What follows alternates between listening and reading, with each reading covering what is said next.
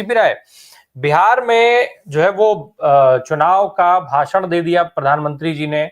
सर्वदलीय बैठक जरूरी नहीं थी, जम्मू कश्मीर जाना जरूरी नहीं था, बिहार में भाषण दिया, श्रद्धांजलि दिलवा दी, सारी चीजें।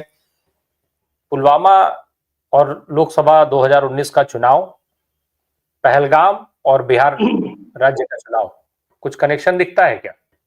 प्रकाश जी, कल कई लोगों ने इंटरव्यू लिया था और कल मैंने कहा था कि ये लोग कुत्ते की पूंछ की तरह है, बदल नहीं सकते। आपको याद होगा जब पुलवामा हुआ था तो पुलवामा हो चुका था और साथ साथ मोदी जी का शूट चल रहा था जंगल में। उनको खबर भी लग गई थी, प्रधानमंत्री को मिनट टू मिनट खबर रहती है हर बात की, लेकिन उनका शूट नहीं बंद हुआ। शूट खत्म करके ही प्रधानमंत्री जी वहां हटे। बाकी सारी पार्टियों, सारे नेताओं ने अपने, उस वक्त चुनाव का माहौल था, सबने अपने कार्यक्रम कैंसिल कर दिए, लेकिन मोदी जी ने अपने भाषण अगले दिन भी जारी रखे थे। और भाषण ही नहीं जारी रखे, बेशर्मी के साथ शहीदों के चित्रों को, उनकी फोटो अपने मंचों पर लगा लगा करके उनके नाम पर वोट मांगे थे। तो ये इसी तरह के लोग हैं। ये मौत में भी तमाशा देखते हैं, उसमें भी अपना फायदा देखने की कोशिश करते हैं। आज सबसे पहले तो उन तमाम लोगों को जिनका निधन हुआ है, उन सब लोगों को मैं अपनी श्रद्धांजलि अर्पित करता हूं। जो घायल हैं उनके प्रति दुआ करता हूं, वो शीघ्र स्वस्थ हो। जो इन लोगों के परिवार हैं जो दुखी हैं, उन लोगों के लिए दुआ है कि उनको ईश्वर शक्ति दे ये सब सहन करने की। लेकिन सवाल तो पूछे जाएंगे। सवाल तो है कि प्रधानमंत्री ने अभी 2-3 दिन पहले अपना दौरा क्यों रद्द किया था, कश्मीर वाला? अगर कोई इनपुट था तो उस इनपुट को देश को शेयर क्यों नहीं किया गया? जैसे अमेरिका इंग्लैंड में होता है, कोई इनपुट होता है तो तत्काल वो एक एडवाइजरी जारी कर देते हैं अपनी जनता के नाम की, फला इलाके में कोई घटना कर सकती है, आप न जाए, कृपया सुरक्षित रहें। तो वो जनता को क्यों नहीं जारी की गई? और अगर इनपुट था तो फिर सुरक्षा का इंतजाम क्यों नहीं किया गया? जहां हजारों लोग मौजूद थे वहां एक भी सिपाही नहीं था, कोई फौजी नहीं था। आपने देखा होगा वो वीडियो, जो हरियाणा के मुख्यमंत्री उस जो जिसका निधन हुआ उनकी पत्नी से गए सांत्वना देने के लिए, तो चीखने लगी। उसने कहा कि वो 1.5 घंटे तक जिंदा थे लेकिन कोई मदद नहीं मिली, कोई नहीं आया, 1.5 घंटे तक कोई नहीं आया, उनको बचाया जा सकता था। इससे भी एक शर्मनाक वीडियो का आपको जिक्र करता हूं, उसको आप ढूंढ लीजिएगा, अपने कार्यक्रम में अपने लाखों दर्शकों को जरूर दिखाइएगा। बंगाल की एक औरत जिसने अपने पति को खोया है, उसके पास छोटा सा बच्चा है, उस बच्चे को शुभेंदु अधिकारी छीन लेते हैं, अपनी गोद में ले लेते हैं और लगातार उस पर दबाव डालते हैं, तुम बोलो कि हिंदू बोल करके मारा गया, तुम बोलो कि हिंदू बोल करके मारा गया। वो औरत बार बार कहती है तमाम मुसलमानों ने हमारी मदद की, वो बार बार औरत मुसलमानों की मदद की बात करती है। ये लगातार आप देखिए, इस बार एक बड़ा फर्क, दरअसल ये फर्क आज ही नहीं आया, ये कई जगह फर्क आ गया है। मेवात के इलाके में जब दंगा कराने की कोशिश की गई तो हिंदू मुसलमानों ने साथ साथ सम्मेलन शुरू कर दिए और एक दूसरे के धर्म स्थलों की रक्षा शुरू कर दी। दिल्ली में दंगा हो कराने में कामयाब जरूर हो गए, लेकिन वो तस्वीरें भी आई जहां हिंदू ने मुसलमान को, मुसलमान ने हिंदू को, दोनों ने सिख को, या तीनों ने एक दूसरे को बचाया, एक दूसरे के धर्म स्थलों को बचाया। प्रयागराज की घटना आपको याद है, कुंभ में, कुंभ के अंदर जब बड़ा हादसा हुआ तो सारे मुसलमानों ने, ईसाइयों ने, सिख तो हर जगह सेवा करते हैं, लेकिन इन कौमों ने अपने घर के दरवाजे, अपने स्कूल के दरवाजे, अपने जो जो उनके पास जगह थी उसके दरवाजे खोल दिए, अपनी थैलियां खोल दी सबकी सेवा के लिए। ऐसी घटनाएं जब घटती तो आरएसएस के लिए खतरा पैदा हो जाता है, फिर वो नई साजिश, नई चीजें सोचने लगती है। तो इस तरह की तमाम घटनाएं हैं। इस जगह भी बिहार, कश्मीर में भी मेरी याददाश्त में शायद सबसे बड़ा बंद, सफल बंद इस बार किया वहां के लोगों ने। सारे लोगों ने दुकानें बंद कर दी, सारे कारोबार बंद कर दिए, टैक्सी वालों से लेके होटल वालों तक लोगों ने पैसे लेने बंद कर दिए। पैसे नहीं लेंगे, फ्री में खिलाएंगे, फ्री में छोड़ेंगे। और चंद लोगों को छोड़ के, जो संघी है उनको छोड़ करके, जितने सचमुच कश्मीर से लौटे हुए लोग हैं, आप देखिए उन्होंने सबने वीडियो बनाने शुरू कर दिए। और वो लोग वीडियो, जब उन्होंने देखा कि हिंदू मुसलमान करने की कोशिश हो रही है, उन लोगों ने वीडियो बना बना के डालने शुरू कर दिए कि हमारी तो बहुत अच्छी तरह कश्मीरियों ने देखभाल की। कश्मीरियों ने कहा कि हम मर जाएंगे तब आपके खिलाफ कुछ हो पाएगा। ये बड़ी भावना, और वहां पर तिरंगा झंडा लेके बड़े बड़े जुलूस निकलने लग गए कश्मीर में। यहां तक कि एक एंकर गई वहां तो उनको लोगों ने दौड़ा लिया, उन्होंने कहा नफरत मत फैलाओ, भाईचारा की बात करो। उनको दौड़ा लिया वहां पर। तो सवाल ये है, एक और सवाल उठा देता हूं कि घटना घटे मुश्किल से 1 घंटा भी नहीं हुआ था। आप लोगों ने पोस्टर देखा होगा कि एक लाश पड़ी हुई है, उसके बगल में उसकी विडो बैठी हुई है, और ये पोस्टर छत्तीसगढ़ की भारतीय जनता पार्टी ने जारी किया। क्या ये पोस्टर पहले से बना के रखा हुआ था? जैसे गिद्ध होता है ना, कहीं कोई जानवर मरे उस पर टूट पड़ता है, ऐसी आरएसएस और भारतीय जनता पार्टी के लोग गिद्ध की तरह टूट पड़ते हैं। और उसके बाद पूरे आरएसएस की जो जमात है, व्हाट्सएप ग्रुप पर लोग हैं तमाम, हमारे आपके ग्रुप में भी हैं, वो सारे के सारे हिंदू मुसलमान करने लगे। मेरा एक बड़ा सवाल है राम प्रकाश जी, जितने साथी यहां बैठे उनके लिए भी सवाल छोड़ देता हूं। पाकिस्तान तो चाहता है कि कश्मीर शांत न रहे।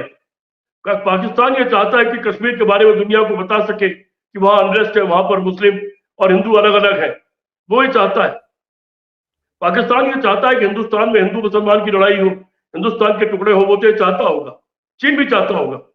लेकिन ये भारतीय जनता पार्टी क्यों चाहती है, आरएसएस क्यों चाहती है? अगर वो उनका तो इरादा, अगर माना उन्होंने हिंदू पूछ के ही मारा, तुम हिंदू हो कि मुसलमान, तो टेररिस्ट या बदमाश किसी को, बदमाश ये तो कंफर्म करता है कि जिसको मारने आया था वही है कि नहीं है। अक्सर बदमाशों से ऐसी बातें सुनी जाती है, लेकिन उसके पास फुर्सत होती है, उसे मालूम होता है कि अभी अगल बगल कोई नहीं है।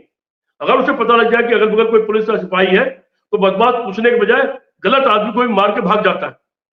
आतंकवादी भी आमतौर पर जब इत्मीनान, अगर उनको कोई इत्मीनान नहीं है क्योंकि अगल बगल कोई नहीं है, शांति से उनको बिल्कुल फ्री हैंड सब कुछ करने का उनके पास मौका है, तो निश्चित तौर पर उनके पास इतनी फुर्सत नहीं होती किसी से सवाल जवाब पूछे, जात पूछे, नाम पूछे। लेकिन उन्होंने हिंदुस्तानियों पर हमला किया है, हिंदुस्तान के गौरव पर, हिंदुस्तान की संप्रभुता पर हमला किया है। लेकिन ये भाजपा और आरएसएस के लोग पाकिस्तान से क्यों मिल गए हैं? वो इस हमले में क्यों शामिल है? वो क्यों चाहते हैं कि हिंदू मुसलमान के नाम पर कई देश में दंगे हो जाए, गृह युद्ध छिड़ जाए? वो क्यों चाहते हैं? सारे के सारे बिके हुए मीडिया के लोग, देशद्रोही लोग, मानवता द्रोही लोग, और ये मानवता और देशद्रोह के शिकार आरएसएस और भारतीय जनता पार्टी, ये दोनों यही काम कर रहे हैं लगातार, तब से जब से घटना घटी है। हर घटना में यही काम करने लगते हैं। इनकी पाकिस्तान से क्या साठगांठ है, अब इसकी खोज होनी चाहिए। दूसरी बात, किसी भी हालत में अमित शाह और डोभाल जैसे लोगों को एक भी मिनट पद पर रहने का अधिकार नहीं है। मैं जब ये बात कहूंगा तो हो सकता है कि आपका कोई दर्शक पूछ ले कि ये राजनीति करने का वक्त है, नहीं है। तो मेरा सवाल साथ साथ मैं भी पूछ लेता हूं। उस वक्त जब हमारे एनएसजी के जवान बंबई में, अभी जिसका जिक्र किया साथी ने, बंबई में जब वो जूझ रहे थे आतंकवादियों के साथ, तो नरेंद्र मोदी वहां पर ताज होटल के सामने क्या करने गए थे? वहां खड़े होकर प्रेस कॉन्फ्रेंस करने के लिए क्यों गए थे? वहां जाकर के सरकार को कटघरे में क्यों खड़े कर रहे थे? अभी तो फिलहाल सारी पार्टी, सारे देश, सारे लोग सरकार के साथ खड़े हैं। जी, राहुल गांधी ने अमेरिका में रहते हुए यहाँ के गृहमंत्री को फोन किया, कश्मीर के मुख्यमंत्री को फोन किया, जैसा मैंने पढ़ा और सुना, और उन्होंने कहा हम आपके साथ हैं। कांग्रेस पार्टी की वर्किंग कमेटी का मैं देख रहा था, अभी न्यूज देख रहा था, उन्होंने मीटिंग की, उसने कहा कि हम सरकार और देश के साथ हैं। फिर भी जो लैप्सेस हुए हैं उसके बारे में सवाल तो पूछने पड़ेंगे। आखिर सारी इंटेलिजेंस एजेंसीज क्या कर रही है, हमारी फोर्सेस क्या कर रही थी? सबसे ज्यादा फोर्स का डिप्लॉयमेंट कश्मीर में है, तो फिर उस सेंसिटिव इलाके में वो सारे लोग कहां ने, क्यों नहीं थे, कहां थे वो? ये सारे सवाल तो पूछने पड़ेंगे। और अमित शाह जो अभी थोड़े दिन पहले गए थे, उन्होंने वहां जो मीटिंग की थी, उस मीटिंग में वहां के मुख्यमंत्री को क्यों नहीं शामिल किया था? वो गोपनीय मीटिंग उनकी जो अलग हुई थी वहां के आरएसएस के लोगों के साथ, अन्य लोगों के साथ, वो मीटिंग किस लिए थी? इन सारी चीजों का खुलासा होना भी जरूरी है। हाँ, इसी के साथ मैं जोड़ देता हूं कि सरकार दिखावा ना करे, क्योंकि जो पानी की बात कर रही है कि पानी बंद कर रही है, तो पानी बंद करने के लिए उसके बाद स्टोरेज की जगह कहां है? क्या कोई बात बना देगी अगले 48 घंटे में? और नहीं बना देगी तो पानी तो वैसे भी हमारे इस्तेमाल में नहीं आता है, उसका जो नेचुरल कोर्स है वो बह करके पाकिस्तान में ही जाएगा, उसको रोकेगी कैसे? तो वो बात भी फर्जी है। दूसरी बात, उसने ये कहा कि हम यहाँ, बल्कि यहाँ का जो हाई कमिश्नरेट है उसको बंद नहीं कर रहे हैं, उसमें 20 संख्या घटा दे रहे हैं।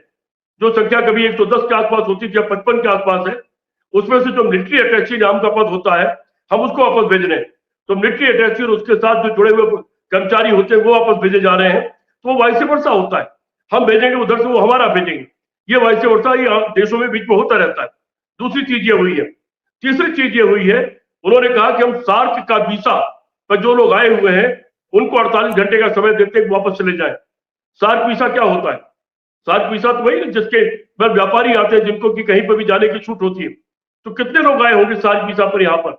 बाकी लोग तो सामान्य वीजा पे आए होंगे, तमाम जिनकी शादियां हुई है, जिनके बहन बेटियां, जिनके रिश्तेदारियां नातेदारियां, वो लोग हैं। क्या उनको सबको वापस भेज रहे हैं? इसमें कोई क्लैरिटी अभी नहीं है।